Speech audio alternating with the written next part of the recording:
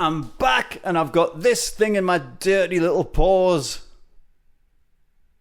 This is a Theo Wanne mouthpiece and the model is the Ambika. I think it's Ambika number 2 and this is a size 8. Has the ligature built in. You've got this little screw thing that goes in the side. Comes with a little screwdriver as well, which you can adjust that ligature to where you want. It's got 1, 2, 3, 4, 5 little holes on the side, so you can move the ligature from the back to the front. Also came with this nice plasticky cap, which is pretty good because it makes you take your reed off your mouthpiece. Because, you know, there's a lot of players like me years ago used to leave my reed on the mouthpiece all the time. What a horrible creature I was doing that. So when you've got the cap on like that, you can't have this on. So that's actually much better. Gets you out of that lazy habit of leaving your reed on the mouthpiece.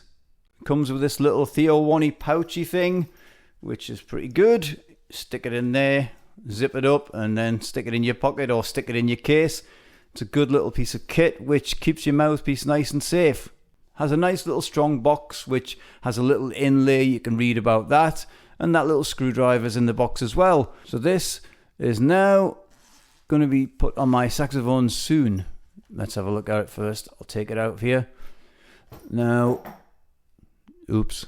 So on first impression, looking inside of this, chamber seems to be medium to large. Let's have a look in there. Look at that. Can you see that? The baffle here seems quite low with this slight bullet chamber at the end, and it has scooped walls. I've got my little pinky in here and I can feel that the walls inside of this are scooped.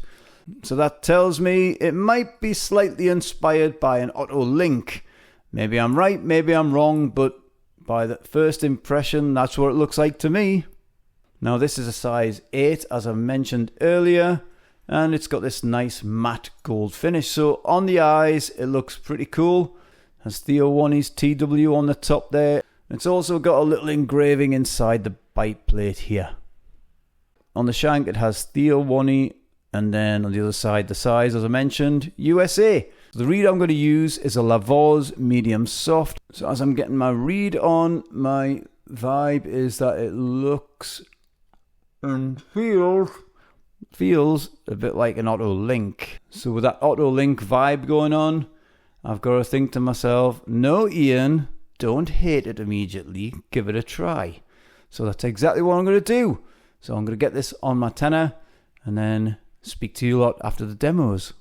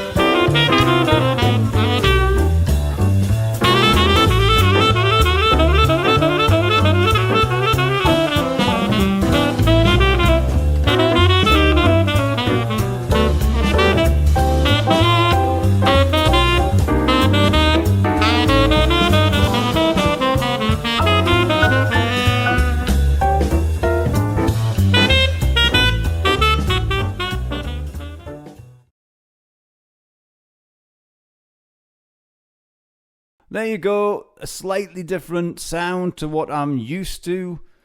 I've took my reed off now, and so it reminds me of an Otto-Link, absolutely. A more jacked up version, a better version of an Otto-Link. Sorry Otto-Link lovers, not sorry. We all like different things. It's allowed to dislike something that you might like, because you might hate something that I like. But anyway, while I ramble on, I wonder if Theo and the guys were sitting together going, right, let's make a jacked up Otto-Link and call it Ambika, because that's what it feels like to me. It's better than most Otto-Links that I've played, and that's a good sign, because even though this might not be my brew, not my cup of tea, it's actually very okay to play. It is a lot darker than I'm used to, and some people will like that sound. Me personally, no thank you. But it's definitely worth a try if you're into that Otto-Link vibe, but you want a little bit more poke and a little bit more power. Something like this is very okay. Now the tone, as I've talked about, is a little bit darker, or should I say substantially darker, but my embouchure, my throat, was naturally drawing me to a slightly brighter sound, so I was still able to get a little bit of my sound through this thing, even though it wasn't as comfortable for me to get that sound. I was still able to get a sound which I thought, yeah, that's not bad. And after noodling around on it, that's why I chose the Sonny Rollins tune, and also a little bit of a tribute to Sonny, because I figured it is in that sort of vein where it might suit that sort of standard. But in general, I would describe this as a very good all-round mouthpiece. I would say this is kind of right in the middle there. Not too bright, definitely not too bright, because I was struggling to get bright. But it's definitely not too dark, because it didn't make me want to hate it. It actually felt very okay. But it also had me clamoring for my Brecker model here. This, I'm going to give it a good hoot when I finish this video to get my sound back. And for all the Otto-Link lovers out there, it's called a joke. I think Otto-Link players have a sense of humour. I'm not sure. I know alto players don't, but that's besides the point. So with all that said, that concludes my mini little review, or should I say test run, of this Ambika. I think it's the Ambika number 2. Check out Theo Wanne's website.